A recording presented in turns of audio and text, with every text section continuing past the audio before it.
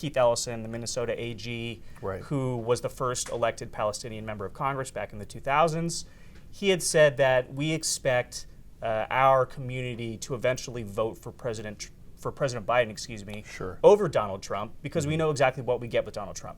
We get with someone who's trying to reinstitute a Muslim ban, someone who is obviously crafting a different foreign policy than President Biden is. So I think this is more of a pressure campaign right now to change policy than necessarily something that will show up at the ballot in November. Welcome to Reporter's Notebook, where we talk to the Washington Examiner's top journalists about the stories breaking on their beats. I'm Jim Antle, and I'm joined today by White House reporter Christian Datoc. Christian, the rematch that everybody's been waiting for, whether they wanted it or not, between President Joe Biden and former President Donald Trump appears now to be upon us. What is the Biden side of this, the Biden campaign, saying about this matchup? Well, on the one hand, they've been telling us what they're going to be running their summer campaign on for basically the last year. And it's one, Donald Trump is a threat to democracy, and two, Joe Biden is working hard for American families to bring down inflation, to protect national security, yada, yada, yada. We know that whole deal. But there have been a couple of key little shifts in here, and a lot of that involves this slate of polling we've had. We've seen Biden and Trump neck and neck, or in worst case scenario for the Biden administration, or the Biden campaign rather, Trump is actually up, especially in swing states. So what they're doing now is trying to focus on undecided voters. There's roughly, by their estimates, 10% of the electorate who, one, hasn't decided on who they're going to vote for, and two, has been pretty unplugged from politics over the last 3 years. I mean, that's not that atypical. A lot of people don't tune in until we get closer to the election. That's the people they're trying to focus on, and they're going to be hammering them with campaign ads, with events going out into the field, meet and greets, TikTok influencers. This is where they're bringing out their big guns. So it's interesting that there seems to be a little bit of tension in that. On the one hand, the Biden campaign has kind of disputed the poll numbers. They've suggested that they're not in quite as bad a position as the polls make them out to be. On the other hand, they're definitely seem to be doing things a little bit differently than they've been doing them for the last few months.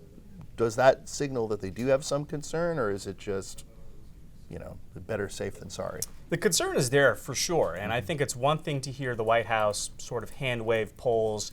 It's another to hear Jen O'Malley Dillon, one of Biden's top campaign advisors, publish a memo the day after Super Tuesday and talk about these are the people we're trying to focus. And I think I'm going to paraphrase her, but she basically said, we know the polling isn't great right now. That's a big shift from what even President Biden himself said the other day when he was getting back to D.C. And I think he said something like, I'm leading in the last 5 polls. Don't just read the New York Times. So this is something we've been hearing from beyond the campaign, national Democrats, campaign strategists for the better part of the past 2 years. And I do think it's a significant shift now that we're past Super Tuesday. Nikki Haley has dropped out, and they can focus on Trump solely. They're going to target those undecided voters. We'll just have to wait and see if that message can break through. Biden has done quite well in the Democratic primaries, although he's not really facing a major primary opponent. What kind of pressure is he under from the left?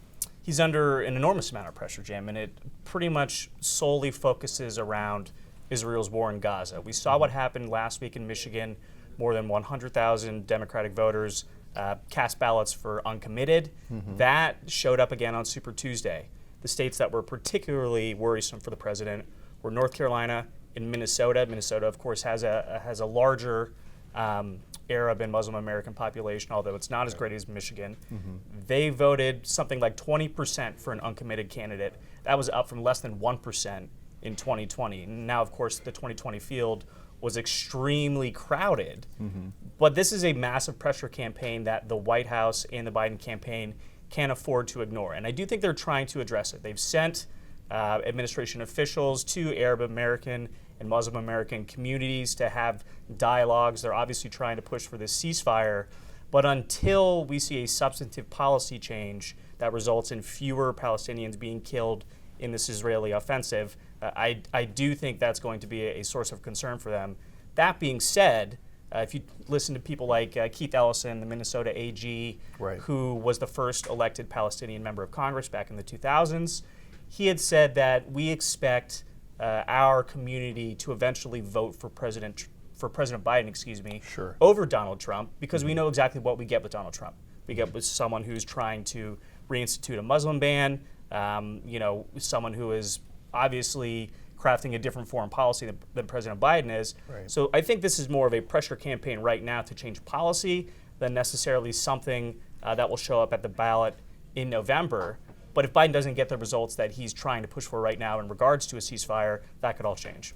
Right, the old Biden line about don't judge me based on the almighty, but based on my competition, the alternative. It works every time, Jim. Works every time. Thank you, Christian.